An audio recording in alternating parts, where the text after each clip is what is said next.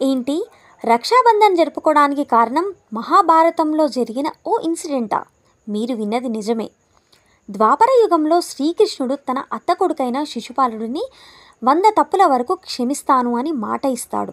కానీ ఎప్పుడైతే శిశుపాలుడి తప్పులు పెరిగి పెరిగి రాజసూయకంలో అందరి ముందు కృష్ణుడిని తిడుతూ తన 100వ తప్పును పూర్తి చేస్తాడో ఒక్కసారిగా శ్రీకృష్ణుని సుదర్శన చక్రం మెరుపు వేగంతో శిశుపాలుడి తలను ఖండించేస్తుంది. ఆ సమయంలోనే సుదర్శన చక్ర వేగానికి కృష్ణుడి వేలు నుండి రక్తం రావడం, ద్రౌపది తన చీరను చించి వేలికి కట్టడంతో కష్టకాలం వస్తే నేను నీకు అండగా ఉంటానని కృష్ణుడు ద్రౌపదికి మాట ఇస్తాడు. అదే మాటను ద్రౌపది వస్త్రాభరణం అప్పుడు నెరవేర్చుకున్నాడు. అయితే శిశుపాలుడు తల తెగి పడ్డ ఆ శ్రవణ పూర్ణిమ రోజునే మనం ప్రతి సంవత్సరం రక్షాబంధనంగా జరుపుకుంటాం.